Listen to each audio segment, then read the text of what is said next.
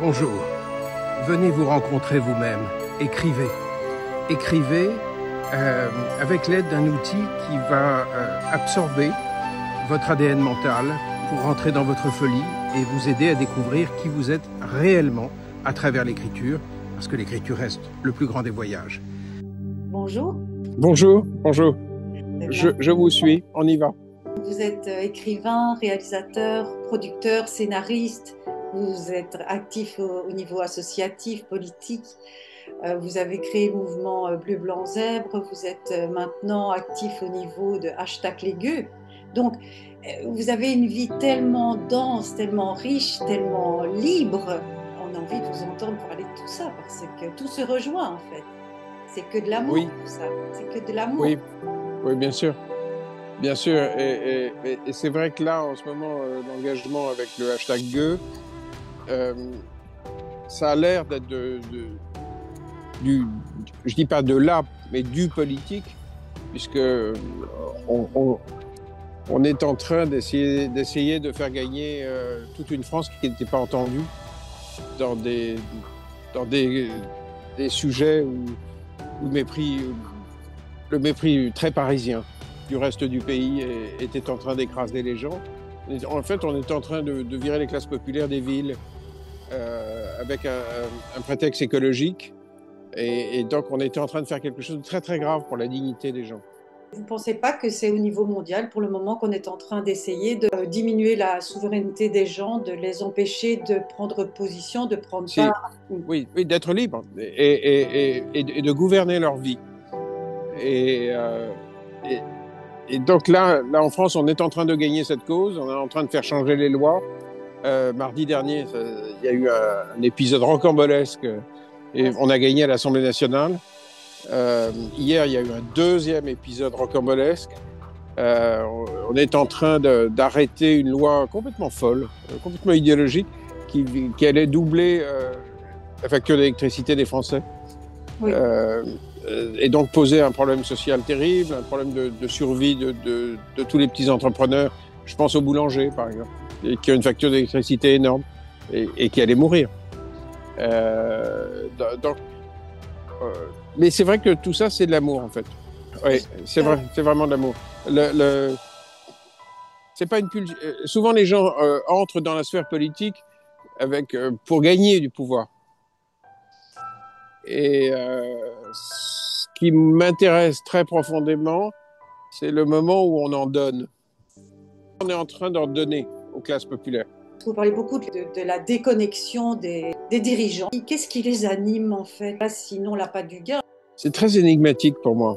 Et à chaque fois que j'ai des rendez-vous avec tel ou tel ministre qui tient à tout prix à son idée, j'ai en face de moi quelqu'un qui n'est pas très connecté en général à ses propres émotions, qui tient à tout prix à ce que son idée suit son idée. Et quand je mets des alertes, je dis mais attention, il y a des gens derrière, et puis ils vont très mal réagir, ils vont pas être gentils, parce que quand on humilie les gens, pas de raison qu'ils soient gentils. Et j'ai l'impression de réveiller des somnambules. C'est vraiment cette impression. Et je ne comprends pas bien ce qui se passe. C'était cette déconnexion. Et au fond, ce qu'on appelle la technocratie, qu'elle soit européenne, nationale ou régionale, ou à Paris, on a une énorme technocratie, on a 50 000 fonctionnaires pour la ville. C'est un État, Paris. Ça se déconnecte, et ce sont des gens qui vivent dans leur... Il y a une grande homogénéité culturelle. Il y a beaucoup de sujets qu'on n'interroge plus. Ça va de soi. À Paris, on est au maximum de la folie. C'est-à-dire que ça va de soi qu'on doit purifier l'air. On peut virer les pauvres, c'est pas grave. Et ça va de soi fait que les valeurs fondamentales disparaissent. Et c'est vrai qu'il y a un problème de connexion des personnes avec eux-mêmes. Il suffit de rayonner soi-même finalement pour emmener les autres avec nous, parce que c'est ce que vous faites. Vous rayonnez vous-même. Mais surtout, je les fais rayonner. C'est-à-dire que tout à coup, d'abord, pour que les gens puissent peser, rayonner, ce que vous appelez rayonner, c'est-à-dire dire j'existe, et voilà, il faut tenir compte de moi et des gens qui sont autour de moi, il faut les unifier. Parce que tout seul, ils sont, évidemment, personne ne compte tout ça. Et, et là, il faut utiliser les hashtags sur les réseaux. C'est très puissant. Et c'est quelque chose que les gens de pouvoir ne peuvent pas contrôler. Parce qu'un hashtag, ça n'est vivant que si les gens l'utilisent. Or, le hashtag gueux, c'est très intéressant. C'est pas moi qui l'ai lancé, parce qu'en fait, on peut pas lancer un hashtag. J'ai juste dit un jour dans un post, on s'en fout, c'est des gueux. Pour parler des millions de gens qu'on était en train de virer des villes. Et puis le lendemain, j'ai vu qu'il y avait des gens qui avaient récupéré le mot, ils avaient mis un hashtag devant, et puis ils s'en servaient, et ça symbolisait le mépris qu'on leur porte. Et tout à coup, c'est devenu puissant, pas parce que je l'ai voulu, mais parce qu'un discours que je tenais s'incarnait dans un objet, un hashtag, qu'ils voulaient utiliser eux. Et je pense qu'on peut pas, je pense que c'est une folie de vouloir faire le bien des gens à leur place. C'est une vraie folie. Et il faut sortir de ça. Donc, c'est pas un mouvement que je dirige. C'est un mouvement que j'anime. Je suis pas le patron des gueux. Le mot gueux est très puissant. On a l'impression que c'est des pouilleux, des gens sales. Ouais, c'est un vieux mot. L'image des gueux en guenilles. Ouais, voilà. Et en fait, les gens se sont reconnus au deuxième degré, évidemment. Ils se sont pas dit on est des vrais gueux. Et finalement, ça a réuni tous les gens qui se disent mais on se fout de notre gueule, nous n'existons pas. Et sur l'histoire des ZFE, j'ai demandé au maire de mon village dans l'Aude, on marchait dans la rue et je lui dis mais comment t'expliques qu'un truc pareil soit possible? Comment ils sont on est capable de faire des lois, des trucs pour virer les gens qui n'ont pas les moyens de changer de voiture. Et il m'a dit cette phrase terrible, de simplicité. Il m'a dit mais pour eux on n'existe pas. On n'existe pas. C'est une phrase terrible de violence. Ça veut dire vous êtes des gueux, on s'en fout. Vous avez cette façon de pouvoir utiliser des mots comme les gueux qui va passer avec même un peu d'humour, de joie. Quand on vous entend parler, vous êtes en colère. Oui, parce qu'on gagne. Oui, mais même au départ, quand vous avez commencé, vous avez cette force tranquille qui fait que même le mot gueux va passer et va être fédéré par les gens du peuple comme étant important et il s'associe à ce mot. Il y a 8 Français sur 10, je pense, qui suivent votre mouvement. Oui, oui. Mais en même temps, au début, je savais que le défi, c'était d'en parler. Je savais que les gens allaient nous suivre. Mais tout le système essayait de passer cette loi, l'application de cette loi, et surtout d'installer les radars avec les appareils photo, sans en parler. Et au fond, on allait se réveiller dans un pays criblé de radars qui allait punir toute une population, un tiers du peuple, mais trop tard. Et dans ce trop tard, j'étais sûr et certain que les gens allaient se révolter. On allait se retrouver avec du gilet jaune.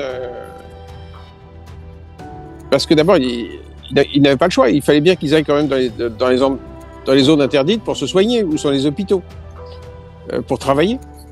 L'emploi est là. Et il y avait une réponse complètement timbrée de transport en commun. C'est un point de vue de Parisien. Où il y en a, ça c'est vrai dans Paris, il y en a. Mais il y a un tiers du peuple qui vit dans la ruralité. Donc ceux-là, on s'en foutait. Ils allaient venir à pied. Oui, beaucoup de lois sont faites sans qu'on en parle au peuple. Hein. Les gens, ils ne voient pas, Oui, ils ne voient pas. Alexandre Jardin, est-ce que c'est venu depuis tout petit que vous êtes intéressé aux gens? Vous êtes venu d'où? Moi, je viens du monde du cinéma français, Oui. d'un monde d'artistes qui était assez coupé en réalité très parisien. Donc jusqu'à 25 ans, je pense que l'intelligence est à Paris. Ou plutôt, je ne le pense même pas. Ça va de soi. Et c'est dans le ça va de soi qu'est la connerie. Elle réside toujours dans le ça va de soi, dans l'impensé, de ce qui n'est pas conscientisé. Et j'avais cet a priori culturel du parfait imbécile qui ne comprend rien à sa propre société, qui ne la connaît pas d'abord. Là, on est dans Paris, derrière moi. Et c'est progressivement, en suivant mes romans, d'abord en allant partout dans des signatures, et puis ensuite en m'engageant, en construisant des très grosses associations, comme Lire et faire lire. On embarque les retraités qui vont faire lire les enfants dans les 100 départements. Et c'est progressivement que je m'aperçois de ma connerie initiale. Mais je venais d'un monde extrêmement étanche. Donc vous circulez là, derrière moi, il y a le parc Monceau. Les gens qui habitent dans le quartier ou dans le 6e arrondissement de Paris, ils vivent dans un pays où il n'y a pas de crise. Les restaurants sont pleins. Il y a pas mal de Tesla dans la rue. Ils n'ont rien à voir. Rien à voir avec le pays. Non, et pourtant, quand même, quand on y pense, on est beaucoup plus nombreux. Les invisibles sont la majorité. Les invisibles sont... en fait, c'est le centre. Et politiquement, on se retrouve avec des représentations médiatiques qui n'ont rien à voir avec le réel.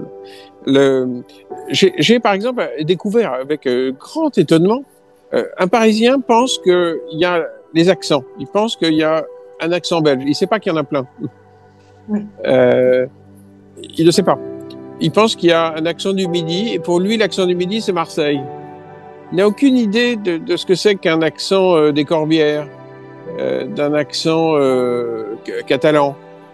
Il ne sait pas qu'en Lorraine, il y a un accent. Dans les Vosges, il y a un autre accent. Puisque tous ces gens ne les voient jamais sur les écrans de télé. Jamais. Et derrière ces accents, il y a un autre rapport au monde, une autre réalité.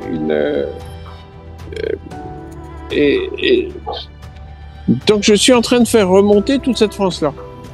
Est-ce qu'il faut d'abord être totalement inconscient, voire frôler la bêtise humaine, nous-mêmes, pour pouvoir se retrouver dans des situations qui vont faire qu'on va se rendre compte qu'on a été peut-être vraiment con, pour se réveiller? Est-ce qu'il faut toucher le fond? Est-ce qu'il faut toucher le fond pour se réveiller?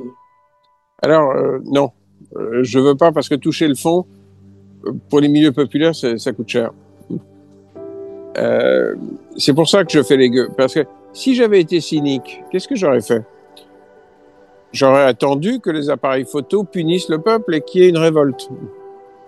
Parce que de toute façon, elle était prévue. Cette bande de dingues ne le voyait pas. J'avais une discussion récemment avec des députés qui suivent le président français. Je leur ai dit, vous croyez en votre connerie? Mais allez-y. Allez-y. Installez les appareils photo. Installez les radars. Vous allez voir ce qui va se passer. Et vous avez perdu la tête. Vous pensez que les gens vont arrêter de travailler? Ils ont des traites à payer. Donc, ils vont devoir se déplacer. Et comme ils ne pourront pas payer les PV, ils vont vous faire la peau. C'est-à-dire que là, vous aurez vraiment le peuple en face de vous. Or, si on en arrive là, ça veut dire qu'on en arrive à une grande violence et qu'il y a un coût très élevé pour les classes populaires. Donc, j'ai fait ce mouvement avant d'en arriver là. Pareil, là, pour la facture d'électricité. c'est évident que si elle double, vous allez voir ce que vous allez voir. C'est pour ça qu'en plus, ils sont complètement dingos. C'est-à-dire que ce qu'ils ne voient même pas, c'est que ce que j'organise, c'est aussi pour que le pays n'explose pas. Et s'il explose, il va pas être gentil avec les élites. Donc, j'essaye d'empêcher que ça explose et que le prix, que la facture en réalité retombe sur les gens les plus faibles. Vous étiez dans une famille de gens connus, des scénaristes, oui, des metteurs en scène, et puis aussi de gens qui vivaient très librement. C'est les années 70.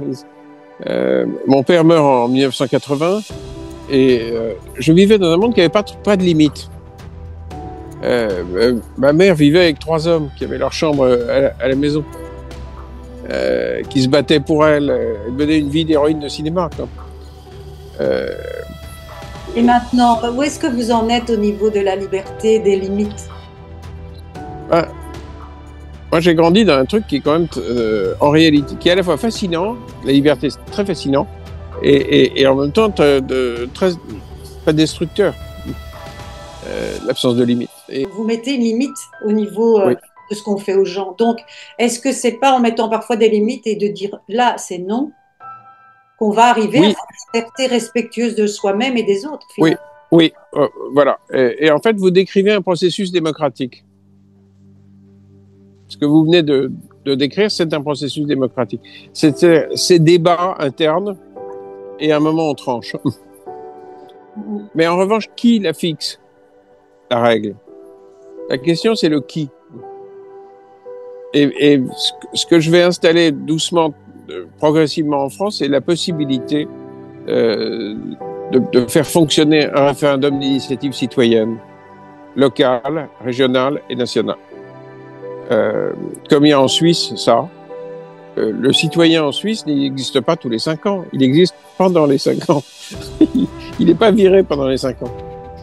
Et ce qui fait que quand il a un truc à dire, ils organisent eux-mêmes les votations. C'est pas le prince qui leur pose une question.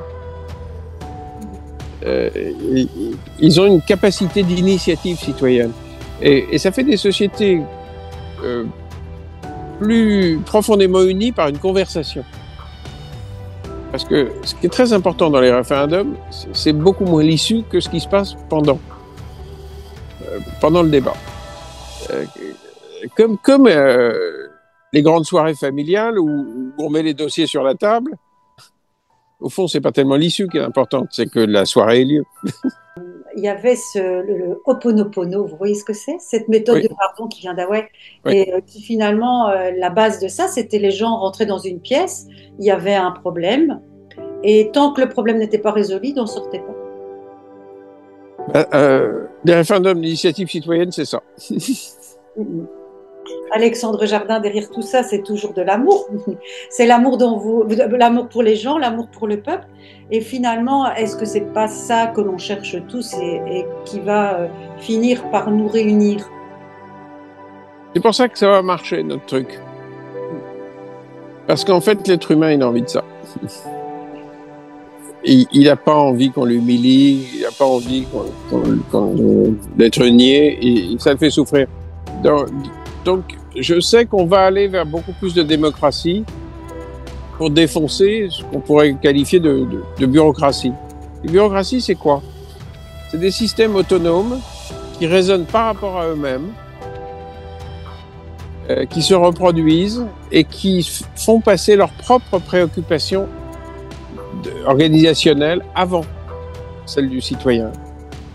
Et donc, tout à coup, ils définissent le bien. Le bien, c'est ça.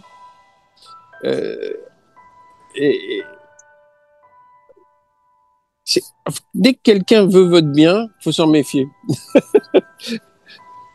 Parce qu'en général, vous savez exactement, vous, ce qui s'est passé, par exemple, avec les Gilets jaunes. Ça démarre avec des taxes et puis l'histoire du 80 km/h. Et le Premier ministre de l'époque, que j'ai connu étudiant, qui était un peu buté, et là, ça se révèle d'une prodigieuse connerie. Parce qu'il a des tableaux qui lui disent que si on descend à 80 km/h plutôt que 90, il y a plein de tableaux Excel qui lui montrent qu'on économise des vies. Donc, le bien, c'est son tableau Excel. Puisque, qui serait pour la mort? Donc, évidemment, son tableau Excel, il est sûr d'être dans le bien. Il est sûr, à l'époque, il est complètement buté parce que il a son tableau Excel qui lui prouve qu'il a raison. Et sauf que pour les gens, ça voulait dire quoi? Ça voulait dire, par exemple, le matin, pour toute la France qui se lève tôt et qui se lève à 6h ou 5h30, ça voulait dire se lever 20 minutes plus tôt. Quand vous vous levez déjà à 5h30, 5h10, ça vous emmerde. Et puis, le retour, vous arrivez un peu plus tard, vous allez louper votre gamin, et vous savez pas comment vous allez sortir du boulot à temps pour récupérer votre fille. C'est ça la vie des gens. Et lui, il voyait pas ça. Il voyait son tableau Excel. Et il disait, j'ai raison. Il a foutu les gilets jaunes dans la rue. Parce qu'il pensait à leur place. Il était sûr qu'il avait raison. Et là avec les ZFE, ou la loi qu'on appelle la PPE, qui est la loi sur l'énergie, vous avez les mêmes abrutis qui ont des tableaux Excel et qui vous disent « On a raison. On a raison. Et on va vous le faire bouffer. Et on va vous l'imposer. Et on va vous mettre des PV. Et on va vous punir si vous ne nous obéissez pas. Parce qu'on a raison. » On revient aux limites dont vous parliez. Les gens peut-être ne réagissent pas tout de suite, mais petit à petit, ils sont touchés dans leurs limites les plus importantes. On va toucher donc à leurs enfants, à leur famille, et là, c'est plus possible. La limite est atteinte et les gens vont se lever. Les gens sont en Oui. Et moi, je vous remercie vraiment pour tout ce que vous faites, non seulement au niveau de votre combat, mais en même temps parce qu'on n'a pas beaucoup parlé du cinéma, etc. Mais vous avez écrit des films magnifiques. On a encore envie d'en voir. Moi, j'ai regardé beaucoup de fois, enfant. Donc, moi, je l'ai réalisé. Enfin, je l'ai réalisé aussi avec Sophie. Je reviens au cinéma, là. Ah oui? Oui, je reviens au cinéma. Mais oui, j'avais un peu trop divorcé entre-temps, donc j'avais des enfants. Il fallait que je m'en occupe. Là, ils sont plus grands. C'est Hugo que j'ai écouté. C'est très beau. Ah oui, c'est magnifique. La chanson, la cantique, j'aime beaucoup. C'est magnifique. Oui, ils sont plutôt mieux que moi, les suivants, les jardins suivants. Pardon? Il y a une amélioration de l'espèce. Chez moi aussi, ils sont bien. Oui, ils sont déjà plus hauts. Même en naissant, dès qu'ils arrivent, on se dit wow, qu'est-ce que c'est? Oui.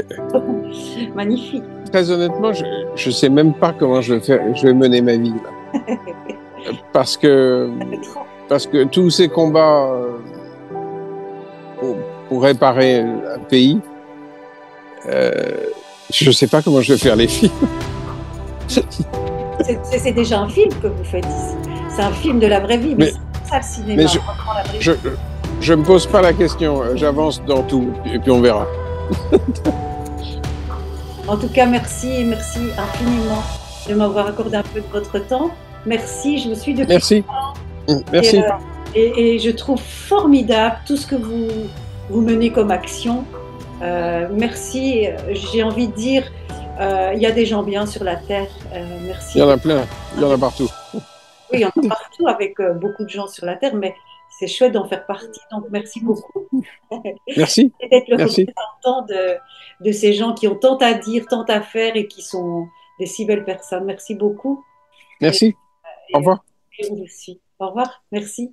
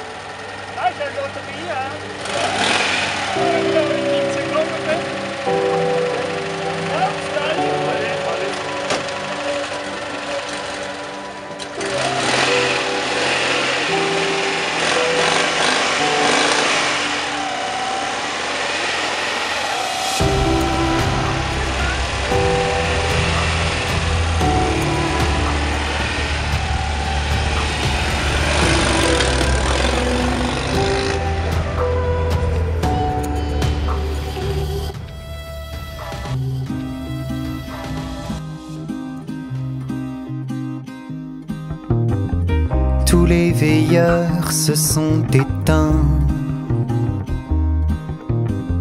Les éclaireurs ne voient plus rien. À rien y faire ou pas assez. La fin du monde est dépassée. Le temps s'enfuit. Le temps de nous s'ennuie. Sapiens à court d'alternatives. Rêve d'ailleurs, de terre promise. De métaverses, de fausses rives. Et peu à peu déréalise. Le temps s'enfuit.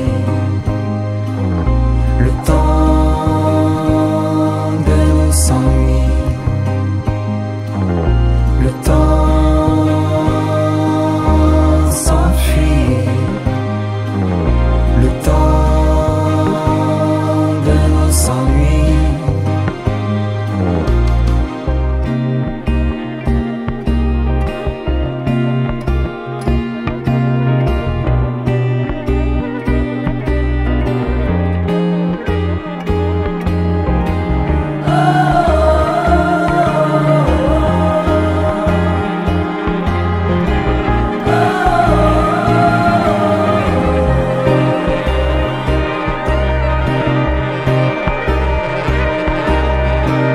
L'homme nouveau est déjà là,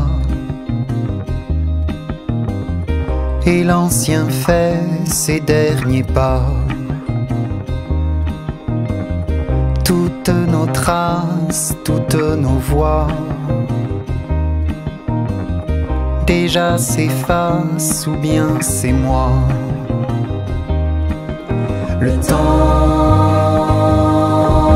s'enfuit.